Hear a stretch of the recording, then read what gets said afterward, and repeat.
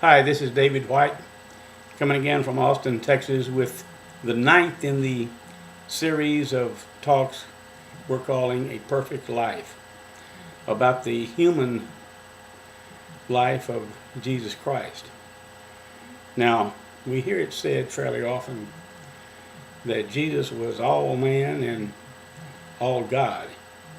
Now, I've got to admit that that's one that I have to go back to God, I believe, help thou my unbelief. Because I don't understand that. If you do, please let me know, because I would like to. I don't argue with it. I just don't understand it. But nevertheless, when we look at Jesus Christ's human life on this earth, he did it right. And that's what this series is primarily about. We started out this series in the 4th chapter of Matthew, where Jesus went to be baptized. Now, as we said then, we really don't know why. Maybe to please his mother, maybe to identify with humanity. We don't know, but we know that he did, and in so doing, he got at peace with mankind. Then he immediately went into the desert to, for some time, be alone with God and figure out how to do the message that, or the mission that he was sent here to do.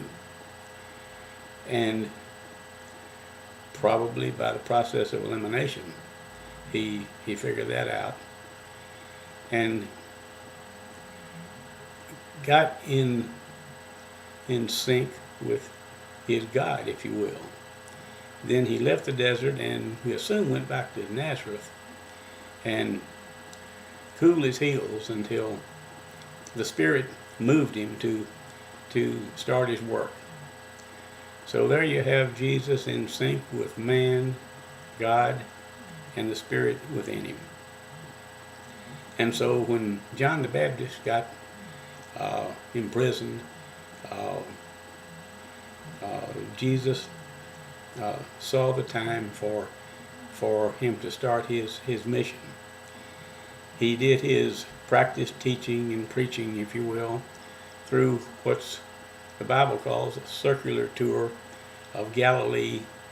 But before he started that, he moved to the town of Capernaum, a few miles up the road from Nazareth, where his home was, and settled there on the northwest corner of the Sea of Galilee. And during this testing time of practice teaching and preaching, he also picked up his helpers. The first four, which were to be throughout his human ministry on earth, were to be the core of his helpers, of the 12 that he ultimately chose. They were Andrew, his brother Simon, which Jesus renamed Peter, James, and his brother John. So now then, he's ready to step off into his mission, to show the world a new way to both communicate and be communicated with by God. And of course, the first thing that any astute manager of a business does, in whatever the business, whether it's what we commonly call a business or practice of one of the professionals as an employee, he had gotten everything okay within himself.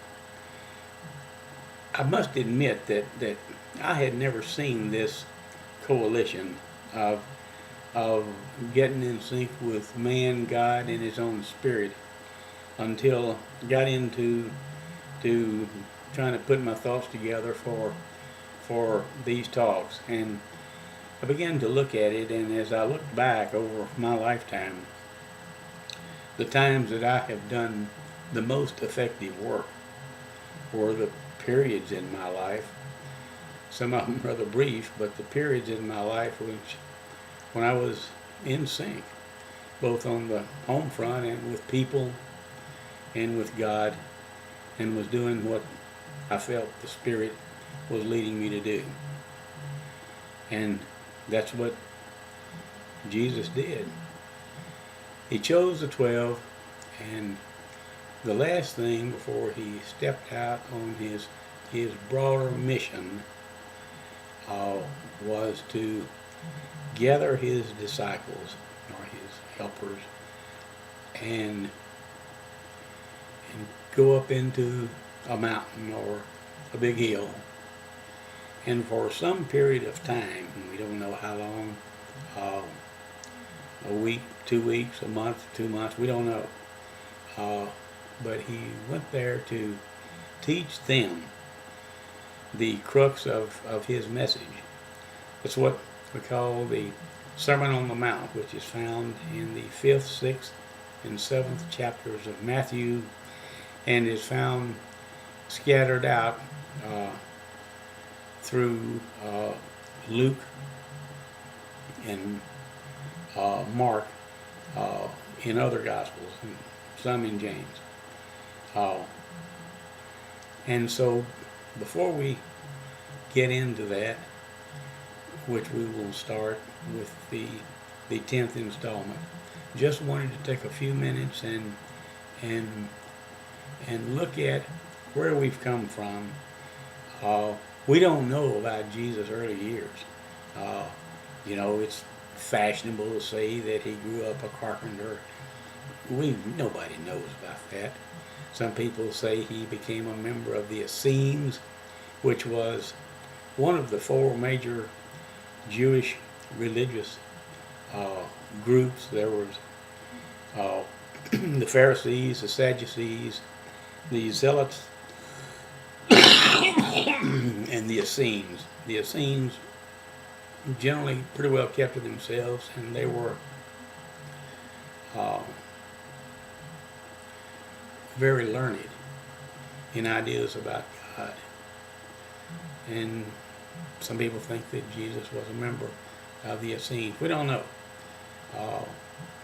All we know from the time he was 12 to the time he was 30 and he stepped out to be baptized was that there's a blank space as far as his history is concerned.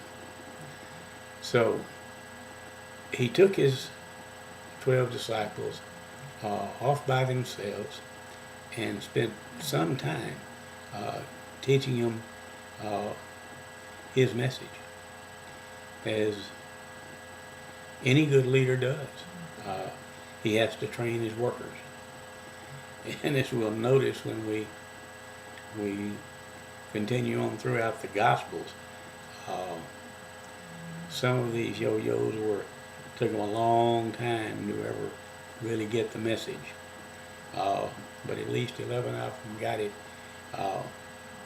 at and after the crucifixion and the resurrection. So next time we'll start with the Sermon on the Mount, which will take up most of the rest of these talks in trying to look at what we think Jesus meant, and I'll certainly share with what the passages in the Sermon on the Mount mean to and have meant to my life. So thank you for watching, and we'll see you next time. Bye-bye.